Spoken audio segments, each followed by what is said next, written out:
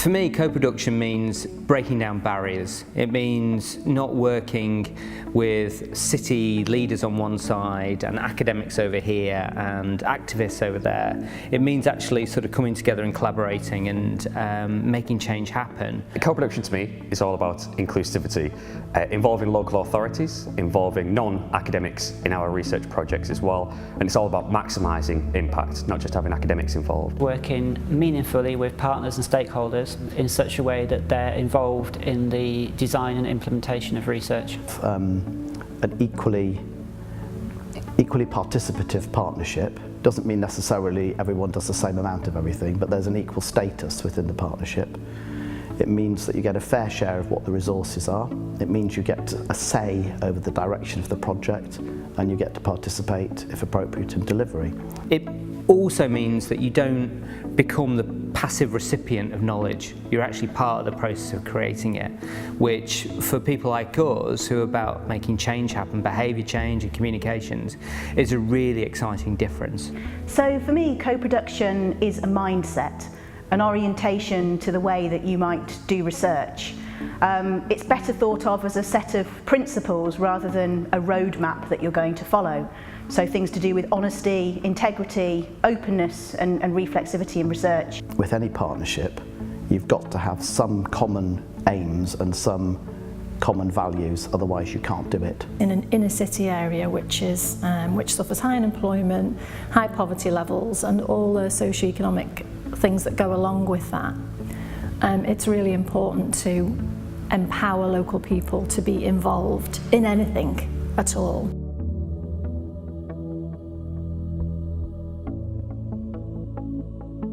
For me, co-production is bringing together different or unusual people to work together to look at a subject or a question in a safe space with no right answer. What it's provided for us in this project is an opportunity for support and challenge both ways, so that you get academic rigour reinforced by the practicalities of being able to implement policy at a political level. For as long as we see problems as being out there and that somebody else needs to solve them, then we're not going to get to a collaborative effort where people engage fully. Because if you get the right parties together within those sort of partnerships, you are able to tackle issues, problems and stake out new territory that nobody could do on their own. But of course there is also another element to this, and that is part of our job, I think, is to ask what the connections between those places and other places are, to engage in comparison. And I think that's part of how knowledge is generated and produced, and it's helpful to those communities to understand if there are others in similar circumstances or even perhaps in different circumstances from whom they can learn. Because you've actually listened to people, it becomes a more participative and even perhaps democratic process, and as a result people are more likely to feel that they own that knowledge and therefore able to use it in the context in which they live.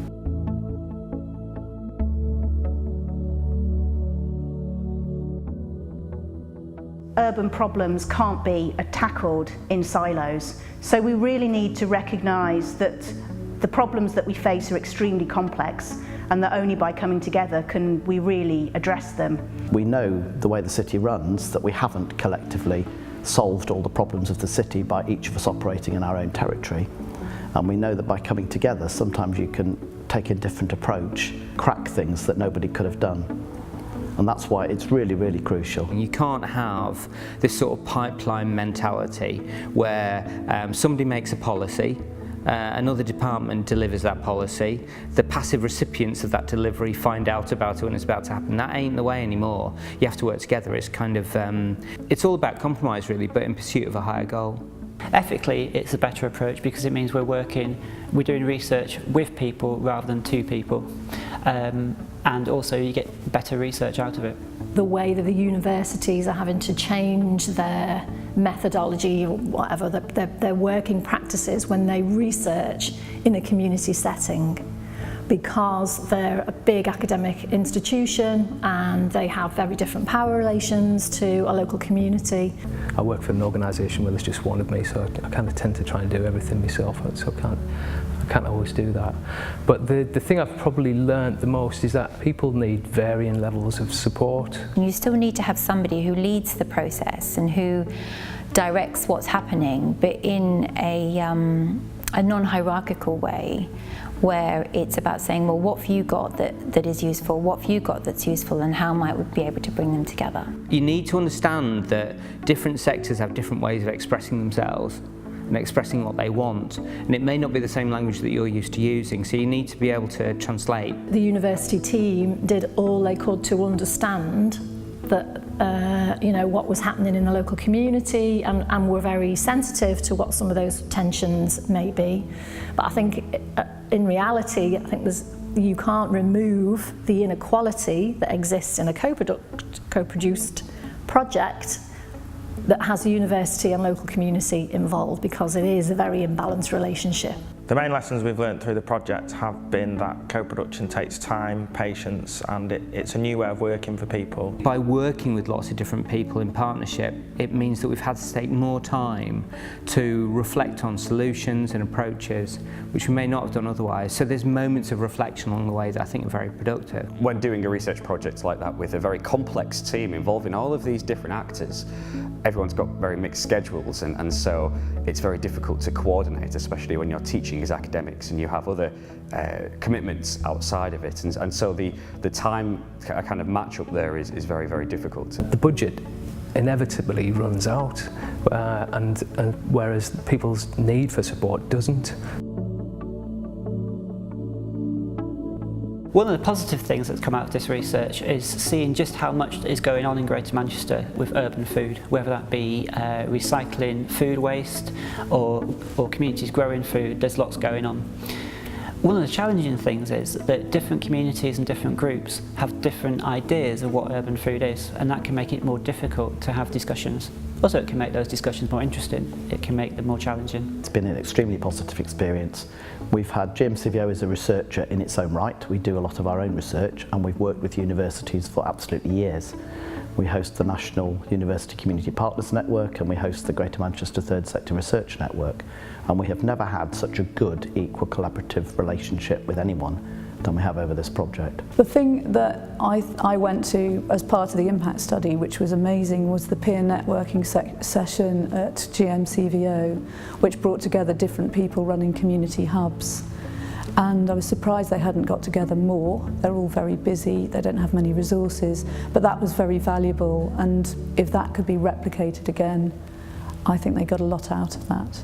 Organisations doing work around social issues in the city, around poverty, social exclusion, with the more environmental issues that might be seen as different. So I think for us it was bringing organisations and agendas together. There was a lot of communication, there was a lot of shared decision making, there were a lot of local people, over 20 odd local people who were directly involved in that project and were making their own decisions within their own project. People can learn new things, they can meet new people, they can achieve stuff together collectively that they might not have ordinarily or been able to kind of on their own as well. These 20 odd people got, they achieved one of their ambitions or one of their dreams, and I think sometimes even things that they didn't think were possible. I think from a knowledge perspective, what we've got is closer working relationships between the universities and the policymakers, with the creation of fora specifically looking to develop evidence and research that will support policy development. We've engaged with more community groups and more people that represent non-governmental organisations to improve our governance structure and to get a broader voice of people having an input into policy development. And in terms of the policy itself, it's brought officers together across Greater Manchester's combined authority to work on sustainable urban development rather than just a siloed approach to environment, social issues and economic issues. The platform is a really useful, important website and resource which is being more and more widely used by other groups. And people have gone away with these new attitudes and new thoughts and new ways of looking at things. Co-production isn't just about the kind of output, the quality of the end product. It's the quality of the experience. I think that the chance to reflect on your practice when you're working with an academic team is much more of an outcome. What I've appreciated out of the programme, a personal approach, is having an opportunity to bounce ideas off somebody who isn't within my peer group and isn't within my sphere of influence, and have their feedback that I can then consider and take back into the workplace. So there has been an issue of cross-mentoring, which has been very useful. For me, I think the most important thing is to show that there are different ways of engaging with a city and with its future from the point of view of a university. The main lessons we've learned through the project have been that co-production takes time, patience, and it's a new way of working for people. I've learned that it takes a lot of effort to set up, but with a common goal, it really does work. It's been very interesting actually. There's definitely a very different culture in academic life and in voluntary sector, which operates a bit more on a kind of entrepreneurial and very fast-paced way.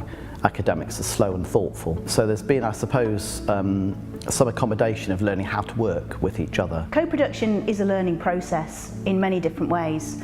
I think one of the important lessons is that you really need institutional empathy to make it work. That means understanding what the different pressures are on organisations who are trying to develop cities and working in partnership in order to make the best of often very difficult situations. It's nice to see people talking about it. Their testimonies are such that they've been part of it, they've been excited by it, they found it useful, they found it valid, and also it's broken down some barriers. We've had a number of concrete outcomes, one of which has been the most direct, which is building a sustainability website for people to share knowledge. We've had 40,000 unique visitors to that site, sharing knowledge. We've built up a significant community of contributors, and we've had people visiting it from all over the world, which is really exciting. So we've had a very, very positive experience as part of that. And then I think for me personally, the other concrete outcome is finding out about how other people are approaching city region sustainability elsewhere in the world, and working with other people from Greater Manchester to take that knowledge from places like Gothenburg or Cape Town and figure out how it can play a part in how we solve the problems of tomorrow right here.